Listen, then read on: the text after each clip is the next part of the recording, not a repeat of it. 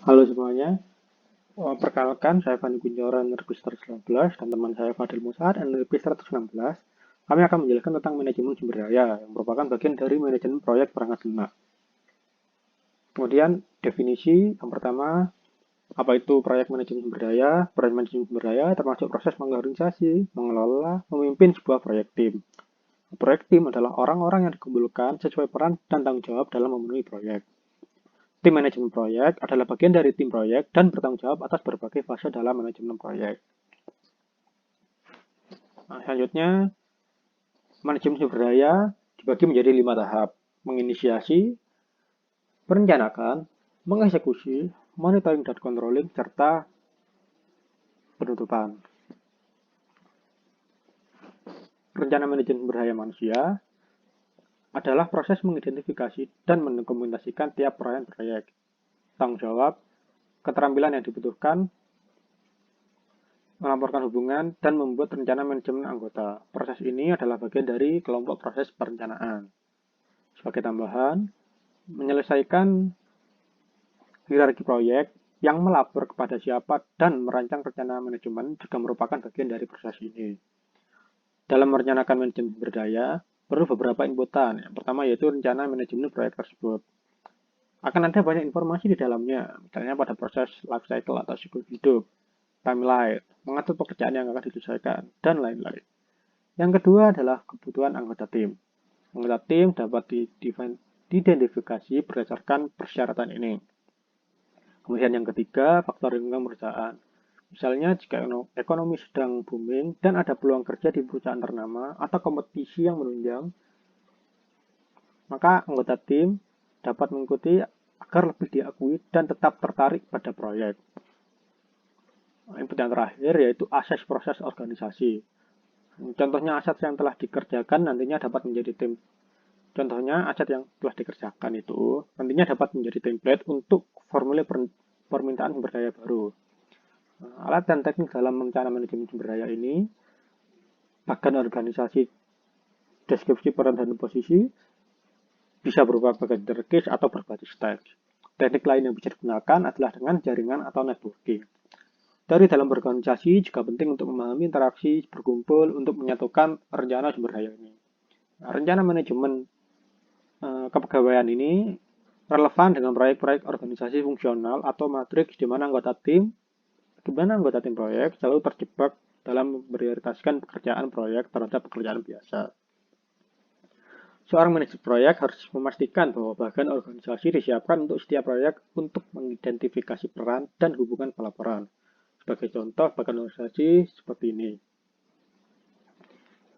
Cara lain untuk menggambarkan dengan jelas tanggung jawab di antara anggota tim adalah dengan menggunakan matriks penugasan tanggung jawab atau responsibility assignment matrix.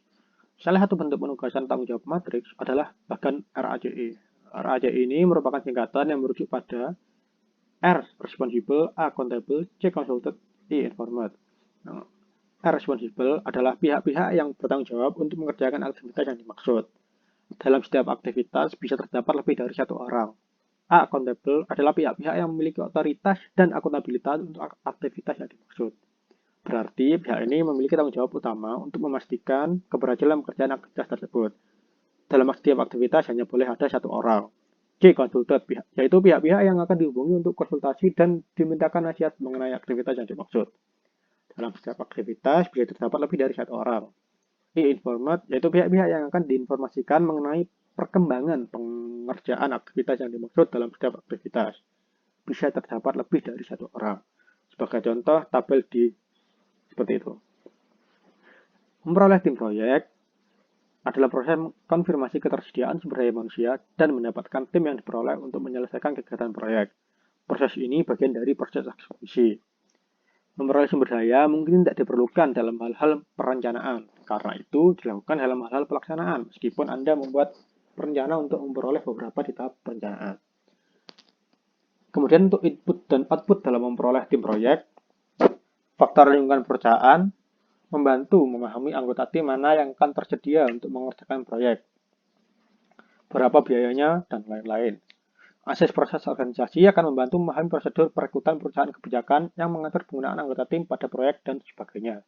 Output dari proses ini adalah penugasan staf proyek, kalender sumber daya, dan pembaruan pada rencana manajemen proyek. Kemudian mengembangkan tim proyek. Begitu tim proyek diperoleh, langkah selanjutnya adalah mengembangkan tim proyek. Mengembangkan tim proyek adalah proses meningkatkan interaksi anggota tim kompetensi dan lingkungan tim secara keseluruhan untuk meningkatkan kinerja proyek. Proses ini termasuk dalam kelompok proses eksekusi.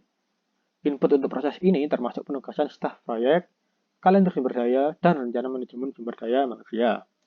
Salah satu teknik yang digunakan dalam mengembangkan tim proyek adalah keterampilan interpersonal. Jika manajer proyek benar-benar memberikan kepercayaan dan rasa hormat kepada anggota tim, mengembangkan tim menjadi mudah. Anggota tim memandang kepada manajer proyek tidak hanya dari mendapatkan instruksi khusus proyek, tetapi juga untuk kemajuan karir mereka juga. Kegiatan sosial seperti merayakan sebuah tim ulang tahun anggota, pergi untuk merayakan pesta di luar kantor, dan lain-lain. Membantu dalam pelatihan membangun tim juga merupakan alat penting untuk mengembangkan proyek, karena membantu meningkatkan pengetahuan kompetensi anggota tim. Terkadang menempatkan anggota tim secara terpisah dari satu tempat juga membantu. Ini sangat penting jika anggota tim bekerja dari lokasi geografis yang berbeda. Mengetahui seseorang secara langsung atau personal membantu mengurangi konflik. Manajer proyek juga mendorong anggota tim dengan memberikan pengakuan dan penghargaan. Keluaran dari proses ini adalah penilaian kinerja tim. Ini dilakukan oleh manajer proyek untuk mengevaluasi dan meningkatkan efektivitas tim secara keseluruhan. Karena informasi tentang tim berkembang, faktor lingkungan perusahaan juga dapat diperbarui. Di sini kita akan membahas tentang manajemen tim proyek. Manajemen tim proyek berbeda dengan mengembangkan tim proyek. Walaupun sama-sama dikerjakan selama proses eksekusi, manajemen tim proyek berkaitan dengan mengukur performa anggota tim, memberikan feedback, menyelesaikan permasalahan, dan mengelola perubahan sehingga mendapatkan hasil yang optimal.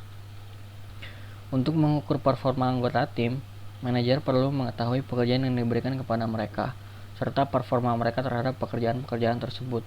Sehingga penugasan anggota proyek atau project staff assignment di sini dan penilaian performa tim atau team performance assessment di sini menjadi input. Lalu perencanaan manajemen sumber daya manusia di sini Human Resource Management Plan menjadi panduan untuk mengelola tim. Jadi ini adalah guide-nya.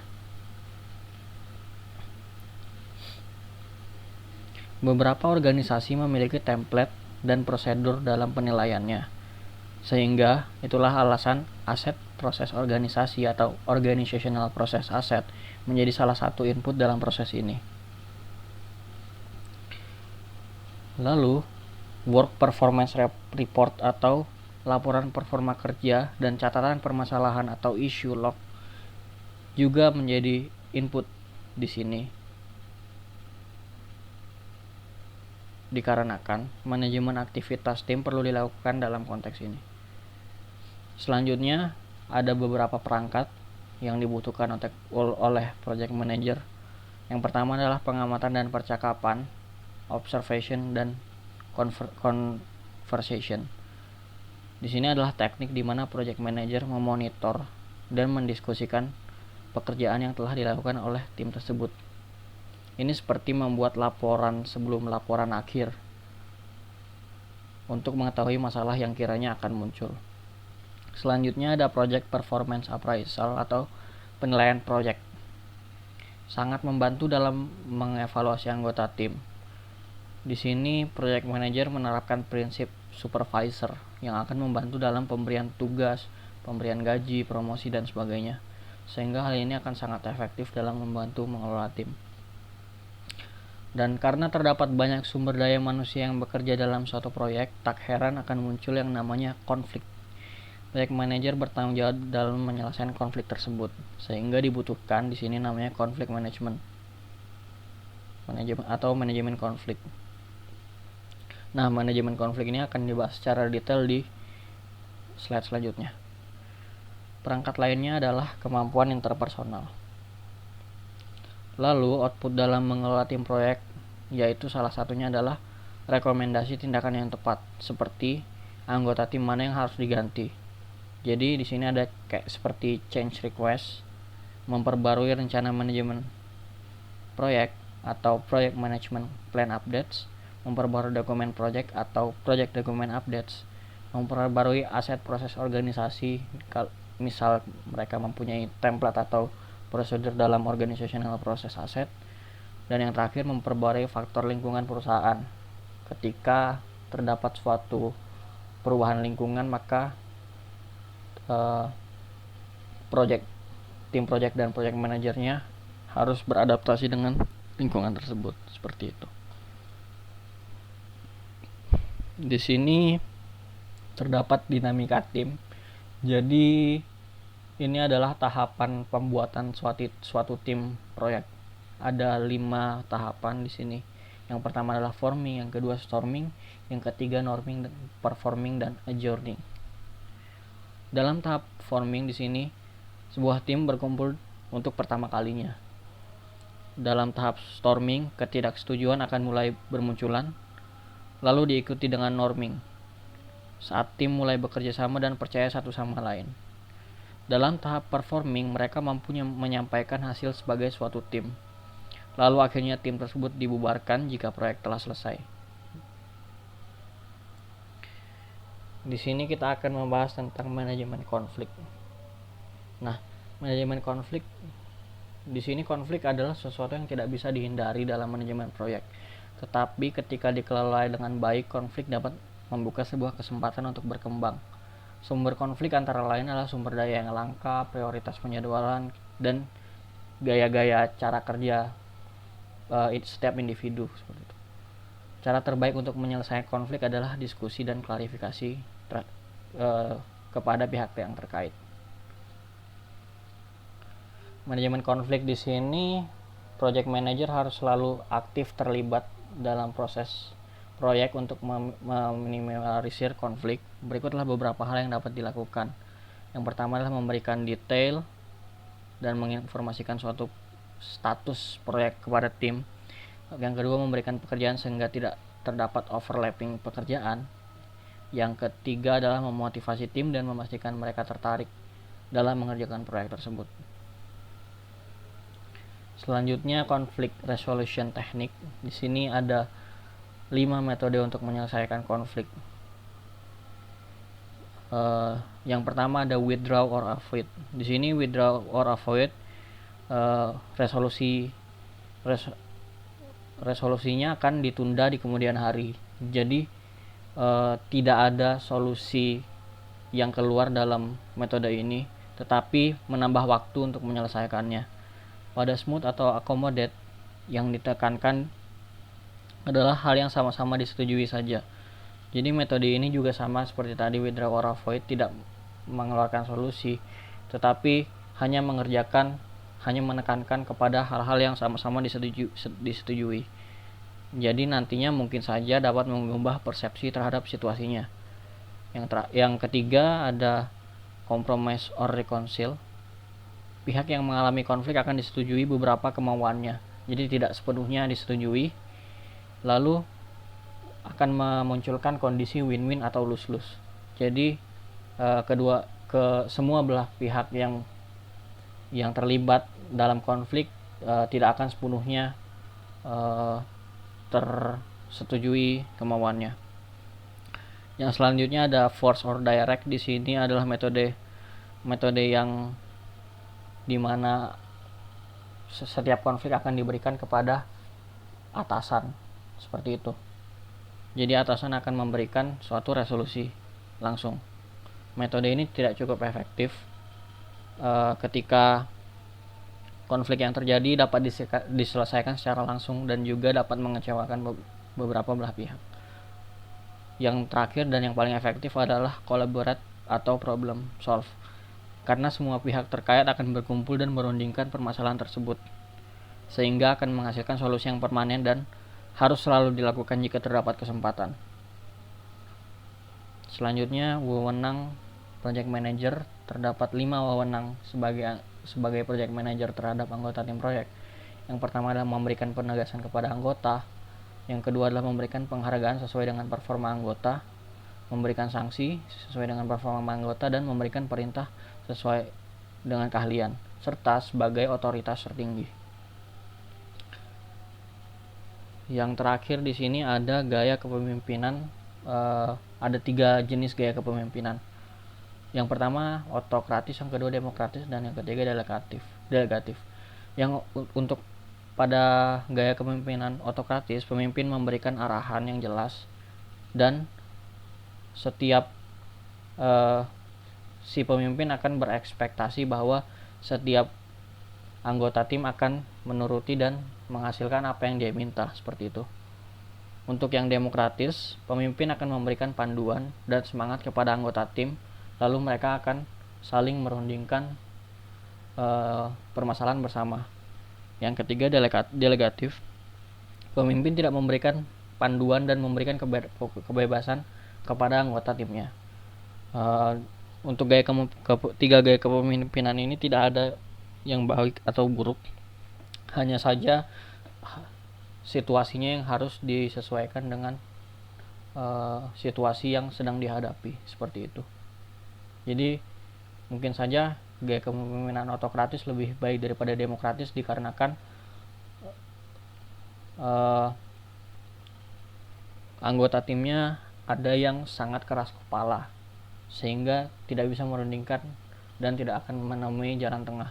Atau yang delegatif lebih baik daripada autokratis dikarenakan anggota timnya lebih bisa berkembang ketika tidak mendapatkan tekanan atau paksaan, seperti itu. Nah, untuk terakhir kita akan memberikan studi kasus. Jadi mungkin studi kasusnya misalkan kita menjadi sebuah project manager di sebuah proyek skala besar. Nah, lalu terdapat beberapa orang yang tidak bisa bekerja sama dalam timnya, seperti itu. Atau misalkan saling tidak klop.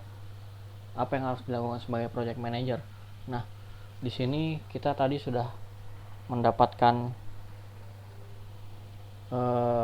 pengetahuan bahwa project manager dapat menghandle dengan cara melakukan assignment pekerjaan yang tidak overlap, sehingga mereka tidak akan saling bertemu, seperti itu. Atau mungkin bisa langsung menuju ke resolution teknik. Tadi kita bisa melakukan direct or force atau problem solve itu merundingkan semua belah pihak yang berkaitan dengan konflik, seperti itu. Tetapi ketika masalah ini terjadi, artinya planning dari awalnya seharusnya sudah baik, sehingga seharusnya yang dipersiapkan dengan matang adalah planningnya, bukan saat kita mencegah konflik itu terjadi, seperti itu. Lalu misalkan terdapat studi kasus lain, si A dan si B bekerja dalam suatu modul yang sama atau suatu part yang sama, dan mereka tidak bisa saling berbagi jadwal, misalnya. Nah, di situ peran project manager, dia bisa memperbaiki jadwal dan apa saja yang harus dilakukan oleh anggota-anggota timnya tersebut. Sehingga misalkan si project manager menyarankan gunakan aplikasi seperti to-do list atau Trello untuk menyelesaikan project yang sama tetapi modul-modulnya berbeda, seperti itu. Mungkin studi kasusnya kurang lebih seperti itu. Itu tadi juga sekaligus menutup sharing session atau resume ini. Terima kasih atas waktunya.